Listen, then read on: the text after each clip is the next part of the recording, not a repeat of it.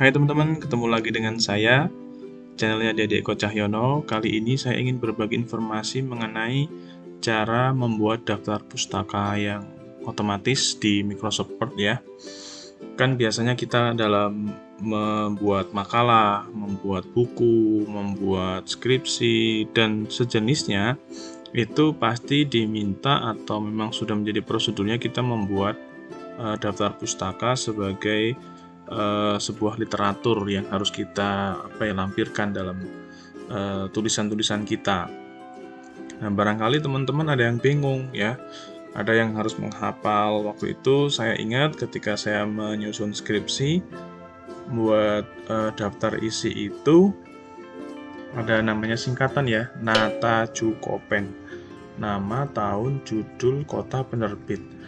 Namun itu bisa saja tidak sesuai ketika memang secara standarnya tidak diterima di misalnya di negara kita bisa diterima tapi di negara lain bisa jadi tidak, atau di menurut ini seperti ini, menurut yang lain tidak.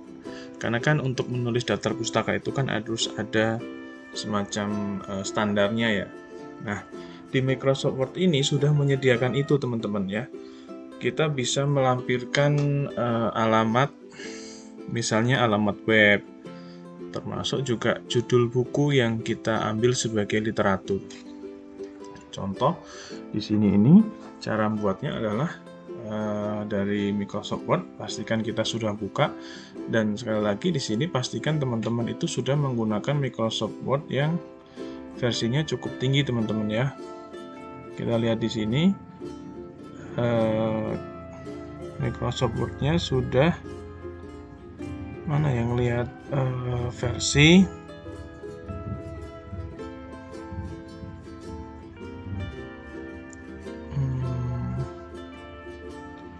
sini apa ya? Ya, di sini nih. Ini versinya, ini kebetulan sudah dapat lisensi dari Microsoft 365 Apps. Ya, ternyata tidak ada. Nah, ini lisensinya. Tapi saya tidak mau ceng lisensi. Ya, intinya Microsoft Office-nya itu sudah setidaknya 2013 ke atas lah ya. Ini yang dipakai sudah 2019 kalau nggak salah, Microsoft Office 2019. Nah, caranya bagaimana? Caranya itu dari Microsoft Word, pilih di reference ya, reference ini ya. Kemudian di reference ini masukkan insert citation ya, citation ya, ini tulisannya seperti ini. Kemudian diklik. Ini kebetulan saya sudah pernah buat ya. Kalau mau ditambahkan, mau menambah yang baru, kita klik add new source.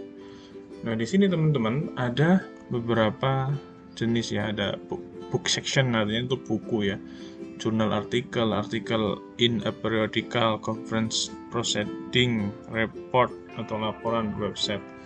Ini contoh saya buat website ya. Kemudian di sini, nah ini di sini ada contohnya nih. Author itu siapa sih? Yang membuat lah misalnya ya. Misalnya saya buat Dedi gitu ya. Dedi.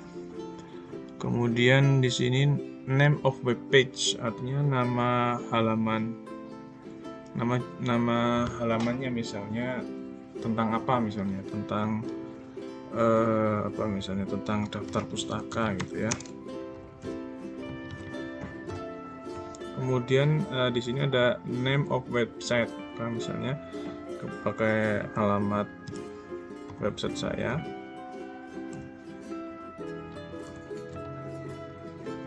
lawanenter.com. Kemudian tahun ya. Tahun teman-teman mengambil judul artikelnya misalnya ya. Misalnya tahun 2021, bulannya sekarang misalnya bulan November, terus tanggalnya misalnya sekarang tanggal 9 November, kemudian alamatnya. Nah, misalnya ya alamatnya kita buat sama aja lah ya. Seperti ini misalnya ya.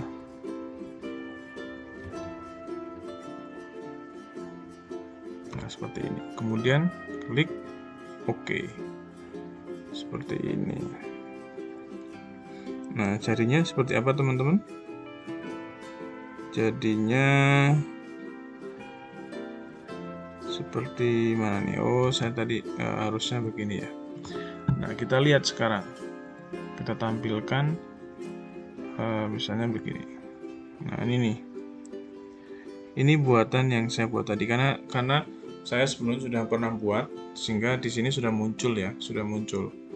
Nah, di sini tinggal nambahkan ini yang tadi saya buat. Nah, seperti itu ya. Jadi nama, tahun, nata ya, tahun. Kalau di sini bulan, kemudian judulnya ini ya, kemudian ini alamat webnya. Misalnya ini alamat websitenya dan ini alamat situsnya. Jadi seperti itu teman-teman cara membuat daftar pustaka. Contoh yang saya buat ini adalah dari website, alamat website, melampirkan sumber atau literatur dari alamat website. Dan di sini sudah bisa dipastikan karena kita sudah menggunakan aturan yang jelas di sini. Ya, kita bisa saja di sini misalnya menggunakan yang apa nih misalnya. Nah, ini ada banyak sekali ya. Saya pakai yang ini atau di sininya dulu.